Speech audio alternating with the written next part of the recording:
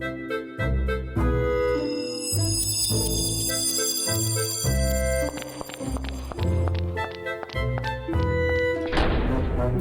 to Puzzling Company, your home for at-home puzzles and mysteries.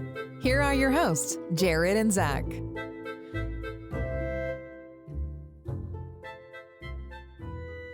What's up, everybody? Jared here from Puzzling Company, coming to you live from the Deadbolt Mystery Society studio. Awesome games that if you haven't checked out yet, you need to give it a run. Isn't that right, Zach? Yes, you are correct. Good to have you here with us today. Am I like a special guest? I think we'll keep you on as a regular of the show. 58 episodes in. I'm very glad that I've made the cut. You had a really long tryout period.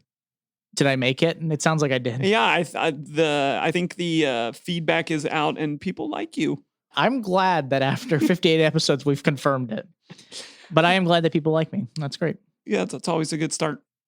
Zach, are you feeling like a kid today? I always feel like I'm a big kid. Yes. You do?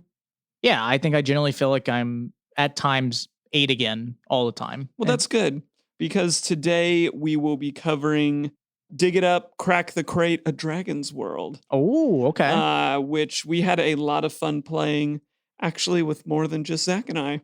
So hang around if you're looking for some more details.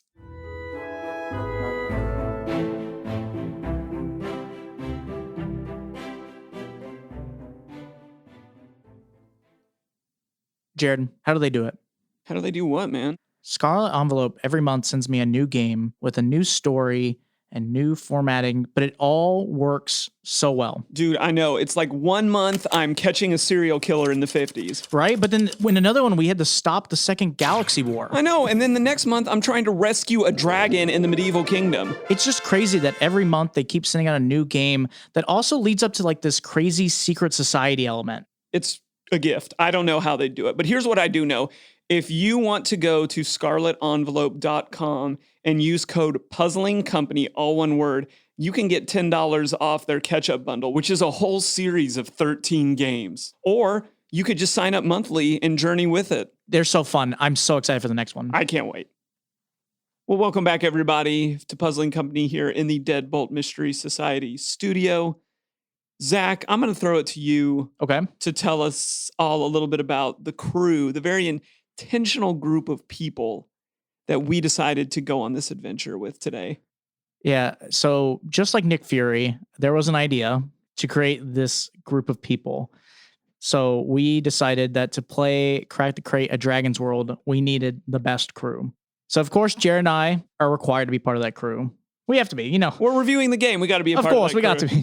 Bada bing, bada boom. Okay, anyways, but that's part of it. But then we decided to handpick 2 very smart kids. Yes. Who have affiliation with Jared. Okay, I want to say that these children were not plucked from a local playground. These are indeed my children. Your actual children that you... Zach was going down a dark path right there where... My wording was not great. But my daughter Ava and my son Elijah, we asked them to play the game with us.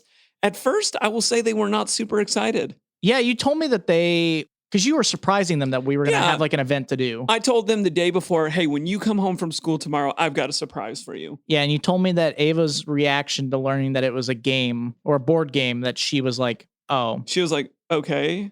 Dang. And I was like, man, this 7-year-old sass is rough. Yes. But I think it's important to mention that because her mood did not stay that way for long. Oh, no. Because this game is intended for kids her age range, which she's about to turn 8. My son is about to turn 7 and up.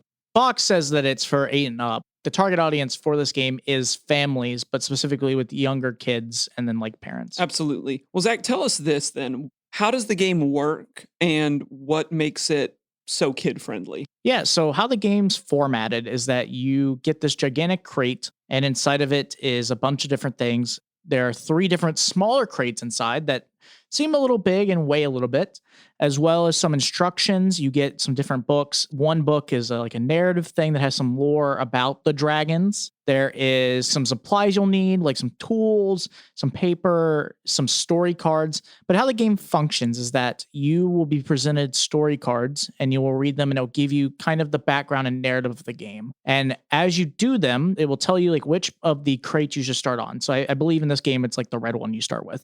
Other than the story cards, you get these like answer cards, and it has 3 questions on them. And there'll be things like, what word do you need to open this crate? What is the answer to this question? And the final one's like, what are we looking for? And I thought it was funny that they were scratch off. It felt like we were doing like kid adult lottery tickets. Yeah, and they were scratch off, so you had to like figure it out. So between the kids and, you know, the other people playing, you have to kind of find out those answers, open up the crates, and inside of them are these different eggs and other items that you get to dig through and find different materials that are useful for the game, as well as some extra little prizes. And I think that's where we want to start talking about what was so wonderful about this game is my son and daughter really took a change to the game once it became more interactable. Yeah. And that's what I really enjoyed about this is the dig it up element of this is kids getting to use tools to crack things open. Yep. Make a mess. And really the prize for them throughout the game was not winning the game, but digging through these things to get the prize inside, I'll say. Yeah, it's the discovery element. It's not the like they did enjoy, I think, the puzzles at times. But I think what is really interactive for them, like you said, and why we liked the interactivity of this game is that it let them just almost be like little excavators. They got to rip apart these eggs and they got to try to figure out what's inside of them. And they'd get like prizes or these cool little things. And at the end, you might even get a little baby dragon. Oh, maybe. No spoilers though, right? Yeah, absolutely not. Well, to clarify, they talk about it in their interview. I'm just giving you a hard time. But I also liked how everything was used. There weren't a whole lot of reading puzzles. Even the puzzling side of thing, which my personal view is it's probably a little above the 7 to 8 year old range if you were to solve them by yourself, right? But everything was very interactive, even on the puzzling side, apart from the dig it up side. Yeah, no, I mean, it definitely is true. I think there was only one puzzle that I thought was a little bit difficult for the age range that I think it's 4. But even then, it's not that bad. It is all interactable. Like there's, I think, only one puzzle where you really don't get like a quote unquote interaction element, but it is still like it's a good, like solid, simpler puzzle. Now, Zach, I know you said that you're a big kid. I kind of feel like a big kid. Our guests coming on the show are definitely big kids as well. And we're going to talk more about that. But the second thing that you and I talked about and that we said we both really liked was this adult-child balance. Let me tell you what I see, and I think you would agree with this as an escape room GM. More often than not, I see parents just completely take over experiences. Or I see them drop their kids off at the escape room and expect us to just babysit them. But I feel like this game goes out of its way to prevent both of those things. Yeah, it offers a solution to that problem in terms of, I think the game does a good job of having fun puzzles that do interact both. But if you are someone who doesn't want to be as involved in the experience, you are given actually this solution book or guide, and it does have the answers in it, I will tell you. But on the front cover is actually kind of like a introduction to DMing, I would say. What do you mean by DMing? Like dungeon mastering, like in D&D. Okay. It's essentially like a guide of saying like, okay, you don't have to play the game, but if you want to be more involved and help in terms of being more involved with the game, here are ways that you can help. And it basically gives you the role as the helper where you're like a gatekeeper. Yeah, you can look inside the book and learn some knowledge, but instead of telling, it kind of gives like a guide to be like, okay, well, if the kids or whoever's playing needs help and you just don't want to tell them the straight up answer, here are questions that you should try to ask them. It's like a creative way of telling people how to give hints without telling them straight up the answer. But then there is the answer sheet. So if you just want to tell them like, yeah, like, you know, you're missing this, but this is what you should be trying to do. It's really good. It just encourages whatever kind of activity in that game. By that, I mean, like Zach said, you don't have to play and you can oversee it. But what it's trying to get is let's find a balanced way of helping the kids without just like taking the stuff from them and doing it for them. Yeah, because that's what we did. We did not, I'll be honest, there were times where I really wanted to step in and like help them solve the puzzle quick.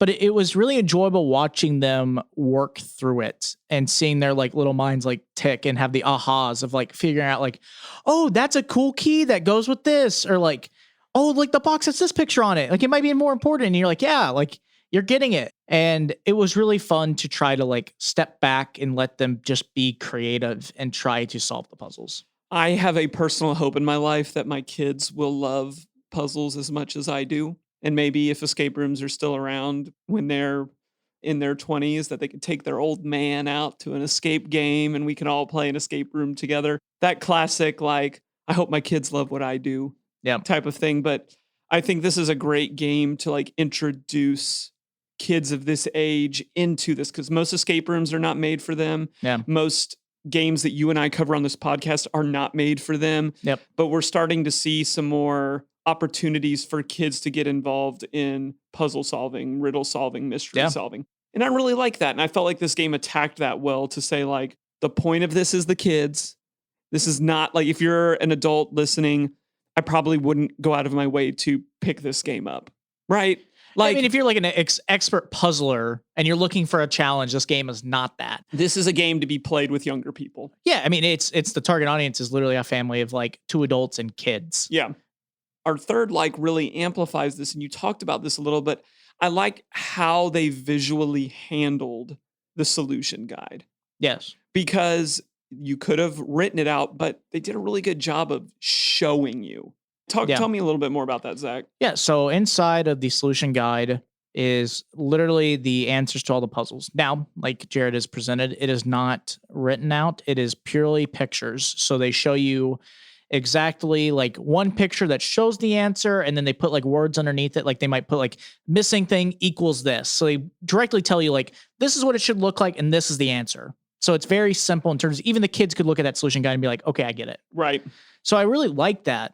But then also they do a good job of certain puzzles that have more steps to them. They add more photos and do like a step-by-step guide, but they make them all fit in the booklet cleanly, where it doesn't feel like I'm looking at like really small photos that felt like they had to fit them in to make them all like make sense.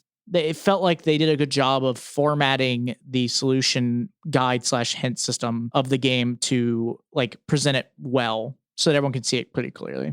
The inverse of that as we move to our room for improvements is they didn't necessarily give you hint options, right? Correct. They offer a way. Yeah, I mean, it is missing a traditional hint system in terms of that, like, there is a place where you can look without seeing the solution. They do offer a version of that in terms of that the guide kind of presents a way to hint for the kids. But even that, like, if you were an adult and you like wanted not to look at the answer, there's no way of not doing it. It would like you open the book, it instantly shows you the answer. So it would be interesting if they had like an actual hint system where you could look and even like the adult could play along in terms of like giving them exact hints without telling them the answer.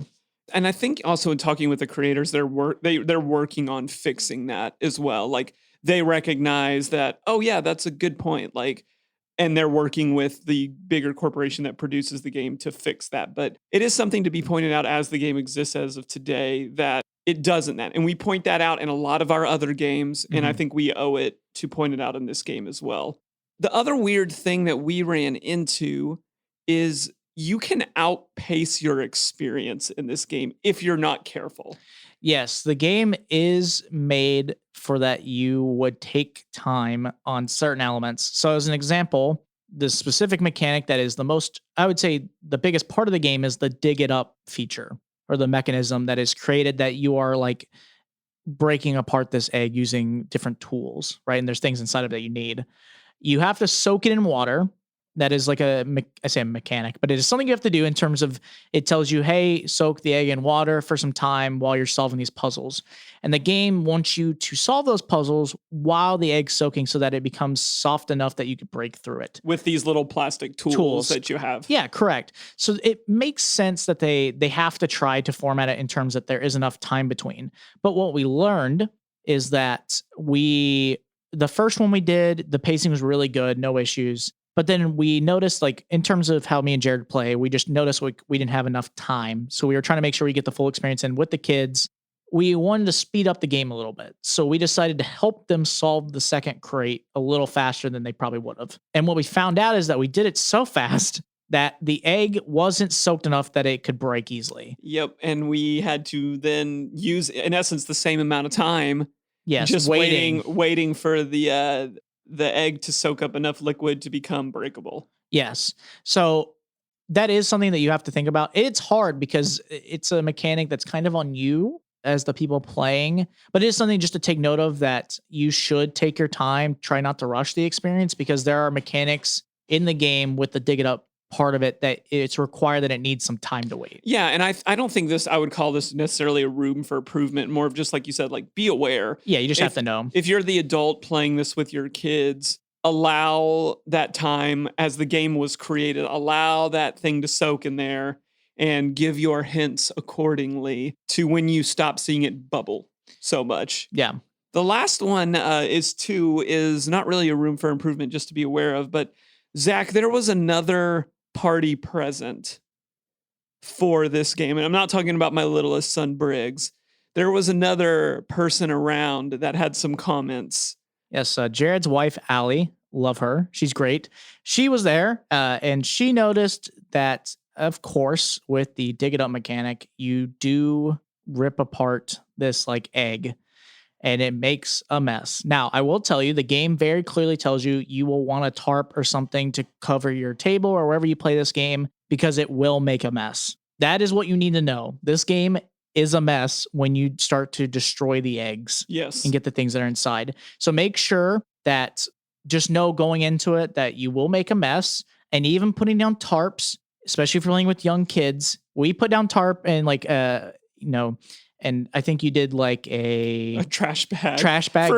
For every egg. Yes. But what still happens is the kids get excited and rip into it, and they like rip apart the egg and it flies everywhere. So just know going into it, it does make a mess. I know parents will love the cleanup part of this game, but you can prevent a lot of it if you put something down. And you have to know my wife a little bit to understand what she was saying. My wife self-titled her biography, which I don't know why we would write a biography about her. I would. I love her. She's great. Her self-titled autobiography is called Alexandria Dowenhauer, Allie for short, A Delicate Balance of Sass and Class. Like, that is her autobiography. And so her comment was, well, when you guys get on the podcast, you give it 1 star for how messy it was. And I was like, okay, babe, like, calm down. Like, and at the end of the day, Zach and I took care of it. There was nothing to clean up. It was fine, but it was really funny hearing her reaction from, I'll call it a mama's perspective. It's true, though. I mean, if you bought this and you didn't know that was a mechanic, which hopefully you do when you do buy it, there is going to be a mess. So be prepared to prevent as much of it as possible, but there's still going to be a little bit of cleanup. So, I think Jared made this joke off air, but I think it's great. This is a great game if you're a grandparent who is watching your kids for just a few hours. Let them play it and then leave it out so that when the parents come home, they can clean it. That's the ideal situation. Like, oh, I brought this game, we'll play it together. And then you see what really the game entails, and you're like, oh, I love you, I gotta go. See you later. See you later. Have fun. And you're have a wonderful experience under your belt, and you leave the mess for your kids. That's life. That's being a grandparent, from what I hear. That's how it is. I'm looking forward to that for sure. Maybe we'll still be doing this podcast when we're grandparents. That would be crazy. I'd be down for it, though. Welcome to season 27 of the podcast. Zach has had his midlife crisis. Jared just got hip replacement surgery, and let's go. But we're still talking puzzles. Yep. People are on Mars. Who knows what will happen in 27 years? True. But what you should do, you should hang on with us. Puzzles to the People coming at you next. Solve puzzles, write reviews, win prizes. It's time for Puzzles to the People. Man, I'm just really enjoying Deadbolt Mystery Society games lately. They're just giving me a real sense of nostalgia. Yeah, I've been really enjoying them. My favorite part about them is they just feel balanced. You get a little bit of an escape room, a little bit of a murder mystery. It kind of reminds me of those cartoon TV shows I grew up on. Same. There's one I'm specifically thinking of. It kind of involves a dog and some humans in it. Oh, the Jetsons. I love that show. Okay, close but wrong. No, they kind of like solve mysteries together. Oh, Courage the Cowardly Dog. Okay, they don't solve mysteries. Courage literally does random things. Jared, I was specifically trying to tell you it's Scooby-Doo. That doesn't sound right. No, Blue's Clues. Okay, they are solving puzzles and mysteries, but no. I'm talking about Scooby-Doo. Well, at least the good thing for our listeners is if you like adult Scooby-Doo, you can play a Deadbolt Mystery Society game. And when you want to go purchase one, you can put in the promo code PC15 for 15% off subscriptions and single one-time boxes. No, I've got it. It's Air Bud. Jared, that's a real-life dog. That's not even animated, and he doesn't even solve crimes. Well, welcome back to Puzzling Company. Just to reiterate that ad, make sure you guys use promo code PC15 for 15% off your next Deadbolt Mystery Society subscription or one-time single box. Can't go wrong. Can't go wrong with that at all. No. Zach, are you ready for what we're talking about today? Am I ever ready? You were ready last week, if I'm not mistaken. Well, you told me it, so yes. But outside of that, I'm never. I guess I am somewhat ready because you can't surprise me too much. But I do have no idea what you're talking about in terms of the middle section. If you had to guess, what do you think we're talking about? Games made for kids. Oh, you're on point. Wow. Hard to figure that one out. No context whatsoever for that. If you had to look back through all of the other games that we've played, has there been anything close to what we played today with A Dragon's World that felt as kid-friendly? If you were to either say, hey, I want let's call it 8 to 12-year-olds play it by themselves, or have a parent play along with previous knowledge. Yeah, in terms of the ones that we've played on the podcast, there isn't many or really at all. If I had to make an argument for one, though, I would think it would be Hink's Elevator. Really? Why? Format and style, I think it fits a kid's game. I think the puzzles that were in it were not crazy difficult. I think it has a fun element that you have like the online solution part and the stuff in person that the kids can be involved and you'd have a good time. Now, do I think it's like mostly targeted at kids? No. But I think what the difference is that I think it's more like a Dragon's World or the Crack the Crate in terms of it could be played with a family and it would work really well. So then that's interesting on Heeks. I think I could see it from a thematic standpoint, but I still think most of the puzzling material would probably be a little bit above that age range, but I won't fight you too hard on that. But I want to pick your brain, and I have some thoughts as well on what do you need in your game if you're going to target this type of audience? And remember, again, this game was not made just for, hey, here, 8 to 12-year-old, go play this by yourself. But how can creators be more inclusive of younger players in their games? What's some advice that you would give? I think you just have to add more interactability. And I'm not saying like the game has to fully be interactable. I just think giving kids things to mess with. So you mean more like tangible items. That's what I mean. Like, and not paper. I mean, like give them like crates to open, give them boxes, give them a tool. I think they need that stuff just because I think giving them like a piece of paper and being like, solve this puzzle. That reminds me of homework. I don't know if I like as a kid would, if I went back to my 8-year-old self, would want to just get a bunch of pieces of paper with puzzles on them. You wouldn't want to be like, oh, here, let me teach you what a Caesar shift puzzle is. And here's 40 letters for you to decrypt. Oh, absolutely not. So yeah, I think what Crack the Crate does really well is that I think it has that like tangibility, but also like that discovery element where it lets the kid explore and be creative and figuring out like how to open some things up, like how to deal with certain things. But what they do well is they interact certain puzzles and clues and stuff so that there's more than just picking apart things. It's this like, okay, well, you know, you're going to be able to open that box up, but let's figure out what the solution to this riddle is. Yes. And then, you know, as parents and kids, you can work together to try to help them get these connections between these puzzles. And what I thought was really interesting with specifically this game is I thought they did a really good job of making puzzles that made the kids think a little bit and like work and flow through it, but also had the adults be able to help and also challenge them a little bit. Cause there was like one puzzle that I actually thought was like, this takes a little bit to think about. Like, I mean, I could see that kids could get it. It wouldn't be crazy difficult if you give them enough time. But I was like, that's actually really cool that not just giving like, okay, the answer's blue. Like, you know, it's like so simple that you're like, okay, this isn't a challenge. It's just open up the crate. Right. And they're all different. Like we had a bunch of variety when it came to the puzzles. It wasn't the same, like, okay, like in terms of the solutions you were looking for, they were kind of the same because of how the answer cards worked. But you were like the tools you use, like in one of them, you needed like this key, but in another one, you had like this map and this riddle that went with it, but you need to know how to like decipher it. And it was simple, which is what I found really cool is that there's these puzzles that we see, but they've almost simplified them so that it's like, okay, this is a deciphering puzzle, and you have to decode it. And it's something we see very common, but they make it simple where it's like, oh, the decipher those for like 2 letters or like a sound. Yeah. And you go like, okay, just add in that sound. So, like an example, it could be for day. I'm just going to say a word, but like, so they would give you FRI, but then it would be like this symbol and you'd be like, oh, I add in day. So it's like Friday. And I thought it was really creative. I thought it added a lot of fun in terms of that the kids could be more involved in tangible items, but then also give them puzzles that are fun to interact with. Yep. No, I agree. I've got a couple of other ones that I would add. I want to see if you agree with them. Okay. One thing that I think is huge, my wife and I have discovered this because we've played a few escape games with the kids, is kids love the task, not the puzzle. Agreed.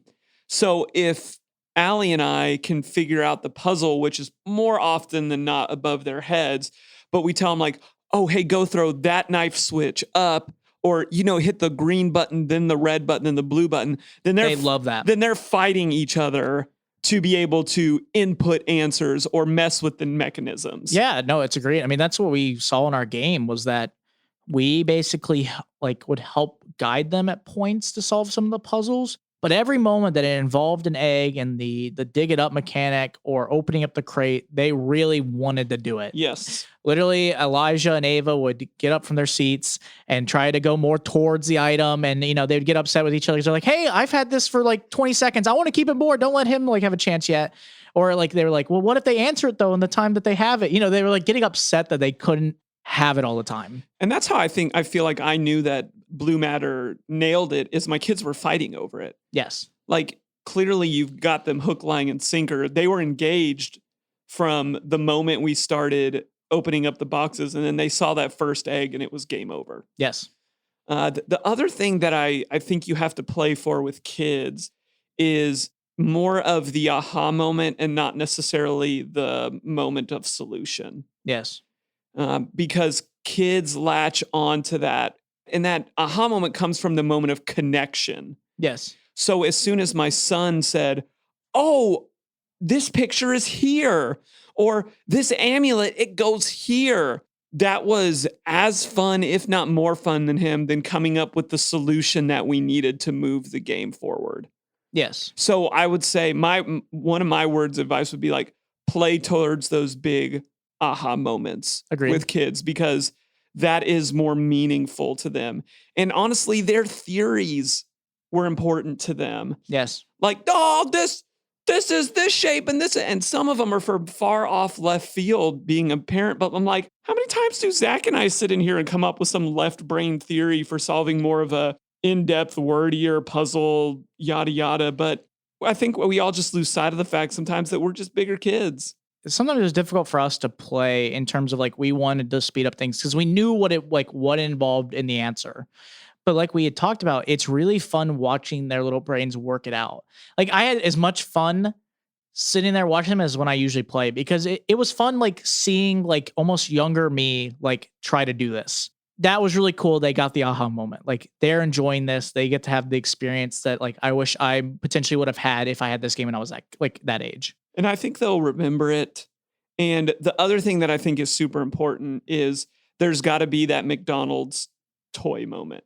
Yeah, I think giving them like a prize at the end of the game definitely is very useful. Or like it's the same thing we get though with like collector's games or certain like editions of things. That's a good point. That collector's item or that thing you can present feels really cool. So people go out of their way to like get them. There's people who buy certain games because it has that element, and it makes sense. Because it is really cool to be like, this is something I can put up on my wall or on my shelf and I can show it off from a game I played. The kids want that, but more. Yeah. They want like, okay, can I get like really cool gems and, like this amulet thing, like whatever. Every time we opened up something and there was another thing for them to have, after the game was over, they were fighting who would have it. Or like, oh, I'll take those color gems, but you can have these or whatever it was. That's what I was going to bring up. And then, they were really hooked when the negotiations began. It was hilarious watching them talk about like who would get what. You keep that in your room, but I want 3 gems and you can keep 2, but I get the big thing, but you can have the small thing. Mm-hmm. The diplomacy in action over the stuff. And I was wondering the whole time, like, I want a gem. We were able to cure this game. Are Zach and I walking away with nothing here? Yes. But that was funny because Zach and I, or I should say Zach, meticulously packed up the puzzle elements, which the kids cared nothing about. It was funny that as they were like so involved with the egg, I literally just packed up the rest of the actual game. They didn't question me cleaning up any of the other stuff. They were just like, yeah, we got our cool things. Like, you guys can do the rest of this. We don't care about that much anymore after this point. Zach, what do you think are some temptations to put in a kid's game that just don't belong? That's hard. I don't have anything off the top of my head. The thing I would think of, though, is just puzzles. Like, I think interactability is always good when it comes to kids' games. I think there really isn't too much of a wrong with putting more interactability. My only thing is, in terms of how these games function, I think the puzzles have to be simpler but unique and like variable. What I would be scared of in Temptation is they go, okay, well, let's put like a really cool item, but let's make like no puzzles in the game. It's literally like a dig it up, or like the puzzles are like, then it's not a game. Correct. Or like the puzzle is like, what color do you see? Like, they're like so simple that an actual 2-year-old could get it. Yes. That's where I would find like a temptation where they go like, oh, it's for kids. Like, it doesn't really matter that we had anything like in terms of engaging other than the like interactability element. But then it becomes like all the other like toys and kids things that you can buy for your kid that are literally like the dig it up mechanic, where it's like the treasure toys where like you rip it apart and you find an item inside. If you want to make like an escape room style game with that mechanic, there has to be fun and unique puzzles that are interactable with the environment in terms of like maybe the environment, like you can make it where it works around you, but also like the actual elements that come in the box. I'm going to throw a curveball at you because I have 2, but one of them is something we talk about a lot. I think there's a temptation to put even a moderately complex narrative. The kids were excited that it was dragons. They could not care less what was happening on the story cards. That is true. There was a narrative to this game, and it isn't like complex for us. But I can understand that for the kids, it was just enough of a narrative that it was too much. Like for them, like It was like a thing of like, the narrative literally is like you're trying to find this missing baby dragon. Darkness has taken over the land. But they don't care about that. They're like, oh, there's a baby dragon. Let's get the baby dragon. Let's get the baby dragon. So yeah, I could agree that like you really don't need to add that much of a narrative.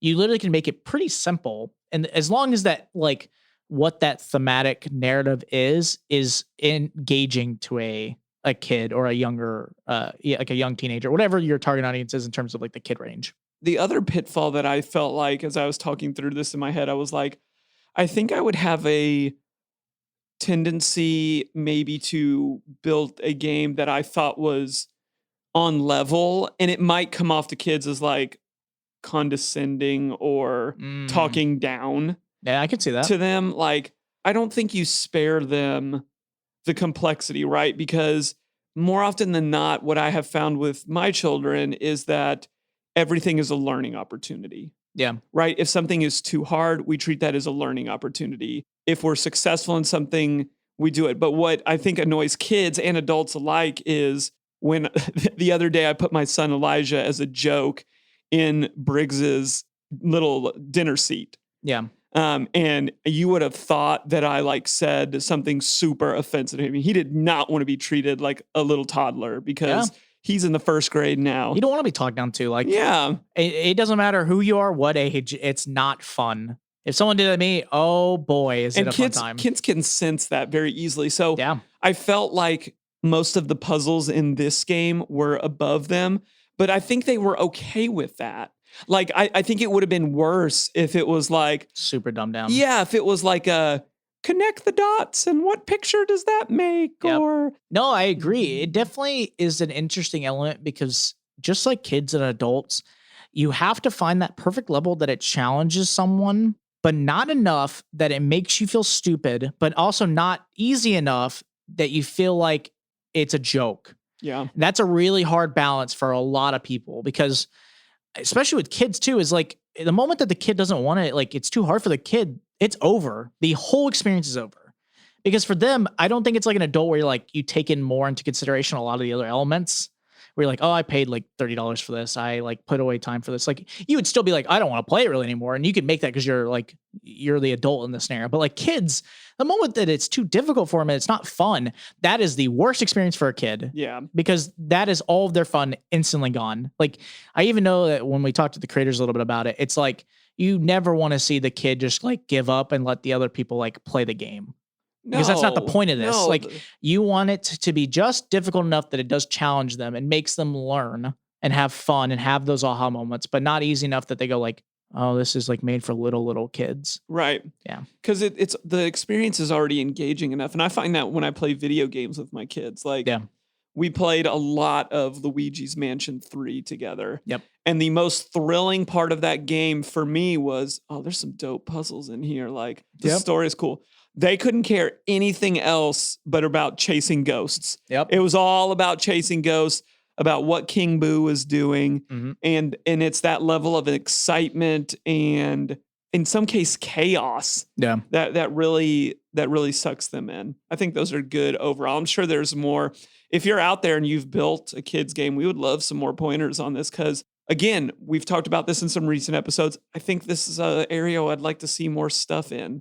I think kids are really smarter than we give them credit for, and they need to be challenged. And games like these are perfect opportunities for them to do something tangible and to try to get them to make connections and do things that will benefit them as they continue their education. Agreed. Well, that's going to really wrap us up for Puzzles to the People. We've got questions for creators coming at you next.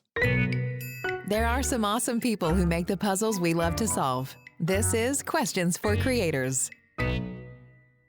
Hey, I just got back from the mail. Looks like we've got a new game to play. Oh, really? What is it? It's the new Escape the Crate game. Oh, I've been excited about this one. I'm personally a little confused. Okay. The title on the box just says Who'd Unit. Okay, can you spell that? WHODUNIT. Oh, it's Whodunit, Jared. Yeah, in the new Escape the Crate game, it's the Escape Whodunit. It's like a classic murder mystery, but with a twist ending. I mean, agree to disagree on pronunciation. And by the way, it's twist, not twist. Okay. But what you can do is go over to escape-the-crate.com and use code PuzzlingCo, Puzzling CO, all one word, and you'll get 25% off your first subscription order or any single retired box that they have. Well, welcome back, everybody, to Puzzling Company here in the Deadbolt Mystery Society studio. Today, we've got some friends coming back. And I don't know if people know this about this. Maybe Zach and I haven't talked about enough about this, but our goal is in year 2 to every month have one returning guest from season 1. So we'll have 12 returning guests this year. 40 new guests is our ultimate goal. And we're really excited about having Nick and Rebecca back from Blue Matter Games. We got to talk to them last year about the Cursed Dollhouse. They were on the Recon panel with us. They're just fun people. Oh, yes. And as you'll get to see and hear some debate on a little, they're big kids. Yes. And we appreciate that greatly. But I don't like wasting too much time about us talking about them. Let's jump right back into getting to know them. And first of all, you guys, thanks for being here. And we want to know what in the world y'all have been up to. We talked to y'all about, I think it was 6 months ago, like I said, when we were doing the Dollhouse, but what's new? So it's tricky. What can we share just yet? We've had a lot of stuff in. I think Art of Murder was not, we were not allowed to talk about that last time. That was a crazy fun romp because it was kind of a family endeavor because all of a sudden we had to like wrap it up and. We'll say what it is first. Oh, sorry. So Art of Murder is from University Games. It's a murder mystery, solve the murder mystery, but their brand Jigsaw puzzle. It's a jigsaw puzzle with a murder board, and you get 5 smaller jigsaws to solve, and you have to figure out who committed the murder. And our take on this was, it's called The Art of Murder. So ours is about a gallery owner who is murdered, but he is putting on a show called The Art of Murder. And he's got 6 murder artists who are portraying their work. So their work is throughout the jigsaw. And you get to see what each of them does. One of them is a murderista, meaning that she makes death lattes. So you get art in the latte, and they're selling the NFT for her first one, the non-fungible token. Their first one. Yeah, you got to get that right. One of the persons does death stills, so pictures of dead people. Somebody paints with blood. So each one of them has a different take on what they do. And the story starts off with they open the doors for the gallery for this big show, and the gallery owner he's impaled on one of the pieces of art. Man. And the artist says, "I did it." And then the other artists all say, no, I did it. And the virtual auction is jacking up their artwork in value. So it's sort of a reverse murder mystery. You have to prove that 5 people didn't do it. Nick and Rebecca, we're talking about the Crack the Crate, A Dragon's World.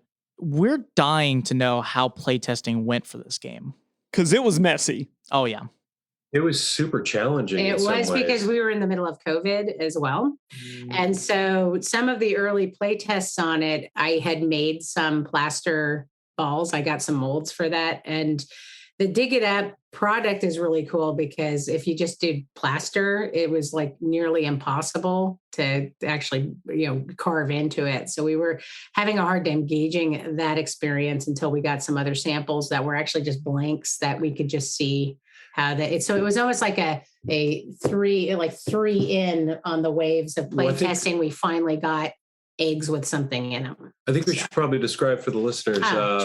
So the product is Dragon's World comes with, it's called Crack the Crate, and it comes with 3 crates that are inside of it, but it's using Mindware's Dig It technology. So not technology, there's a product word. They have little eggs that you dig up, dinosaurs or creatures or whatnot. So you're an archaeologist, and they wanted to make an escape room around that for kids. So there's 3 digs in each box.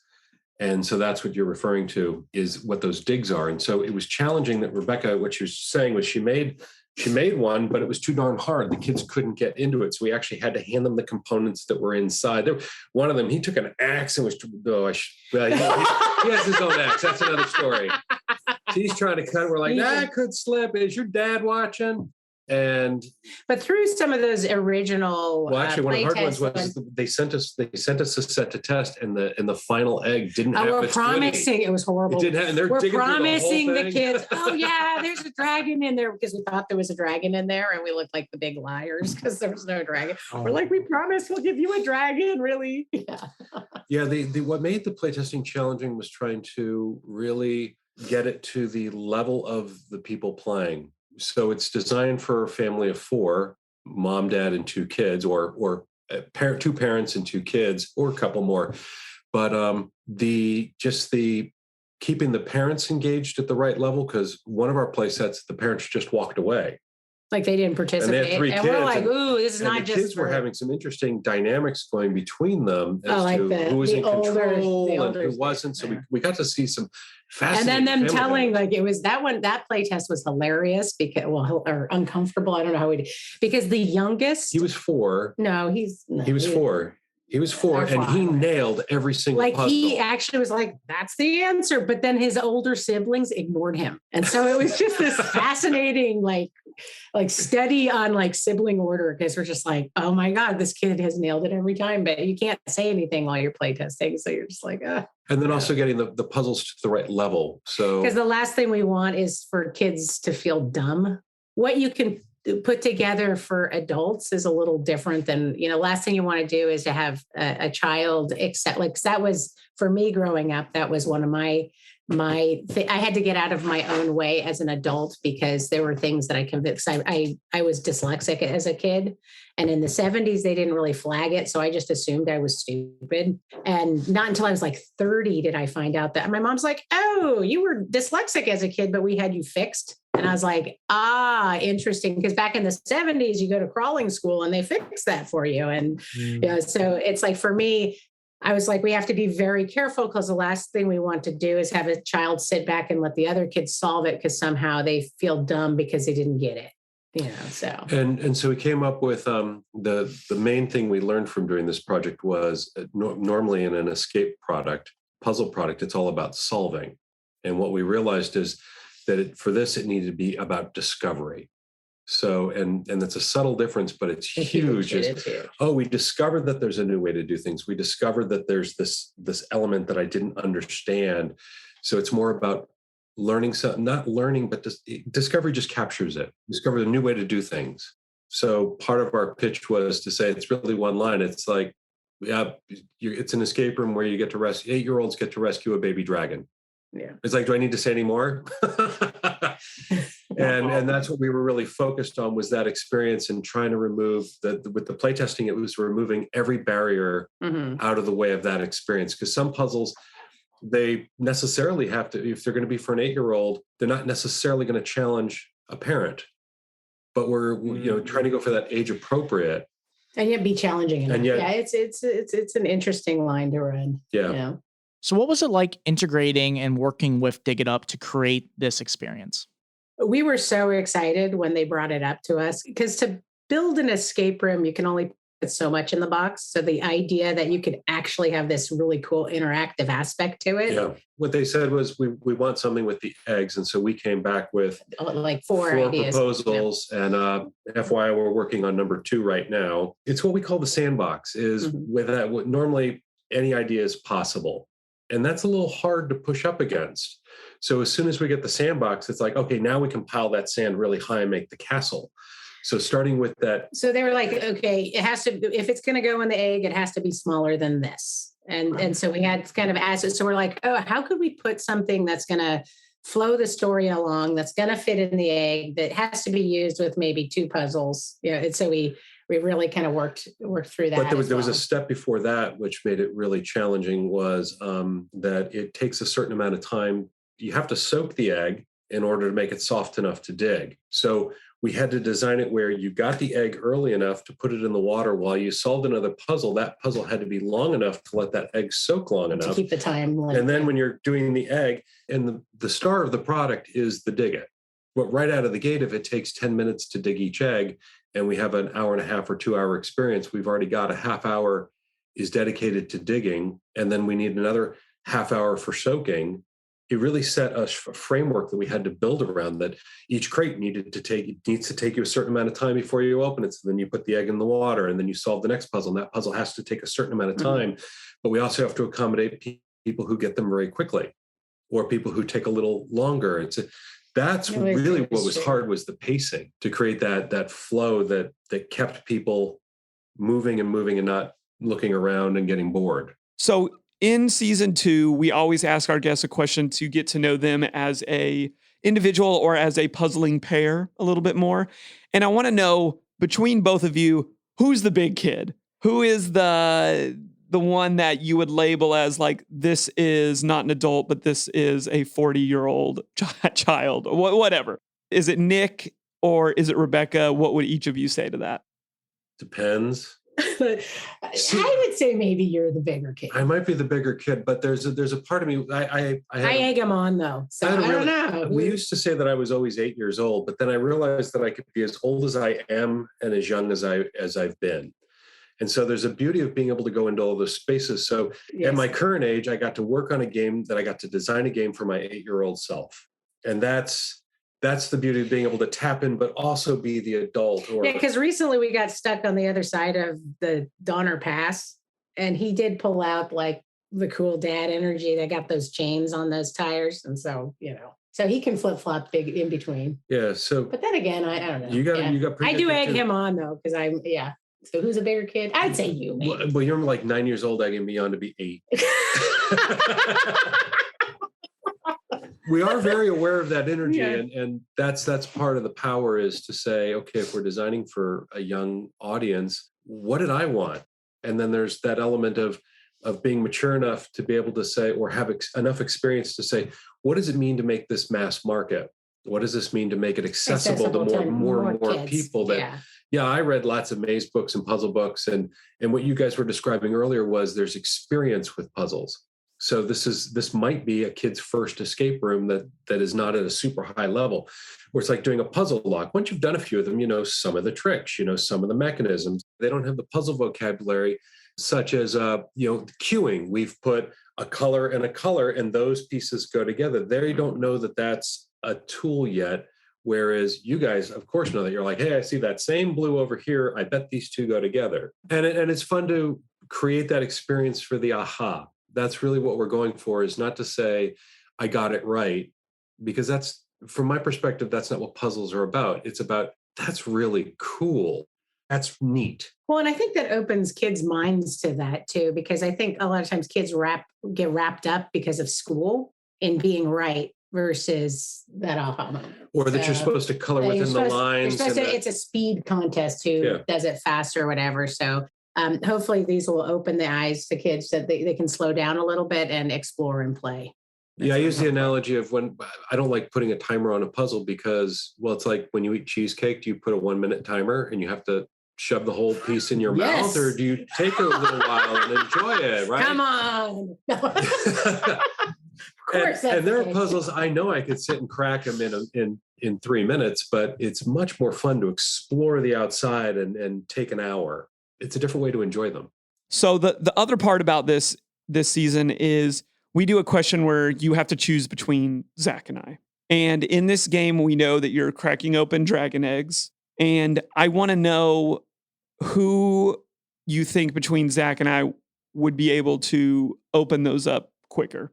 Now, I know you could see Zach and I, but let me tell you a little bit about us before you make your decision. I would say that Zach works out regularly as a part of his routine. I do not. I struggle in that world. But I feel like I bring a lot of strategy and might want to attack the egg from that, whereas Zach might be more of like a brute force type of route. But don't let that influence you too much. Who would you pick? What's really funny is before you gave that big spiel, I was actually picking Zach anyways, because he seems more calm and systematic, where I think you're kind of like your inside angle might slow you down, where I think slow and steady might just do it for him. My response is also Zach, because he's not going to keep looking at your egg to see how far you've gone, but you're looking at his. Exactly. Zach's just going to be going, you're going to be like, hey, he's ahead of me. So one of the things we really enjoy about getting to talk to you guys is you guys hint and tease us with games that you guys are currently creating that you can't talk too much about or give detail. But as much as you can, and as vague as you can you tell us what's next?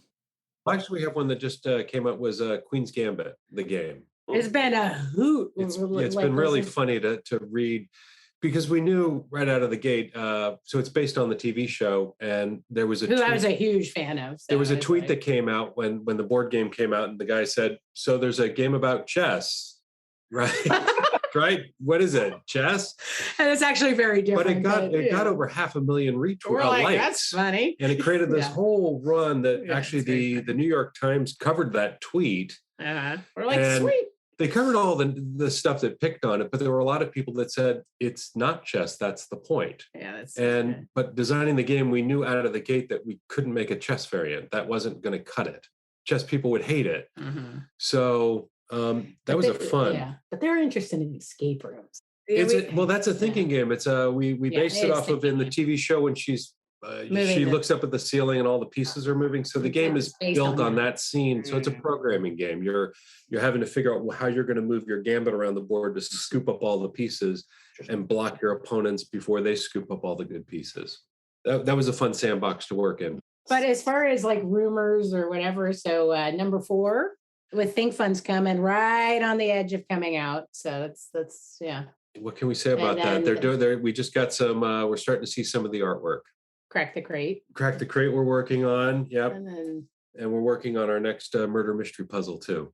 And then we have a really big licensed game coming out in August. It'll be. That's another one that's like Dig It Up had a product before. So a company approached us with a unique mechanism that they wanted us to build an escape room around. So once that's ready to share, they've just come out with the artwork on that.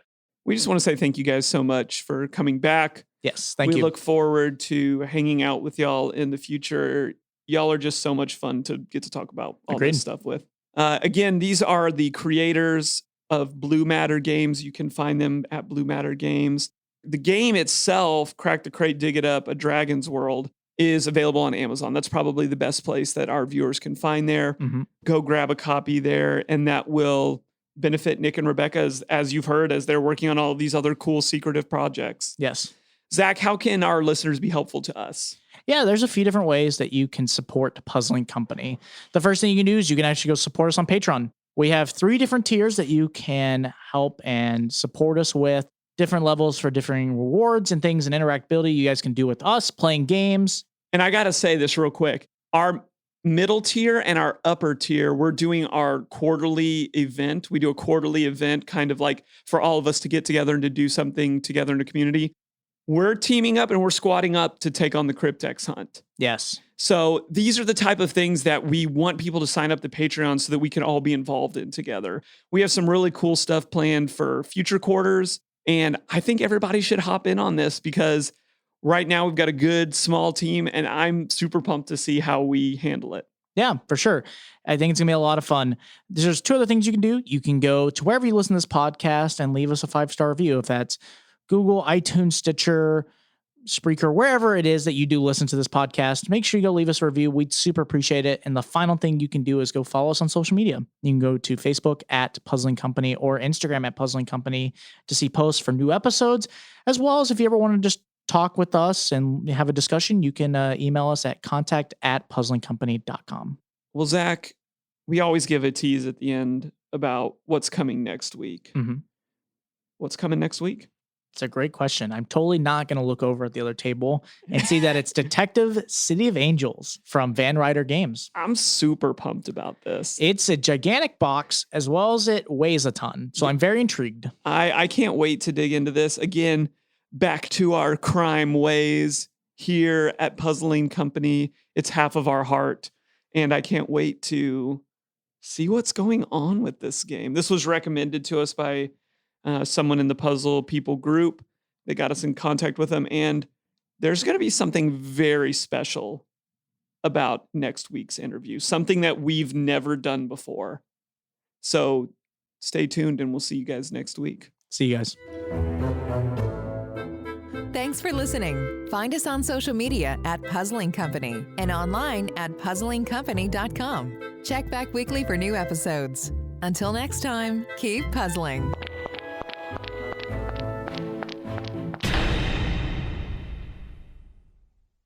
This has been Rogue Media Network Podcast.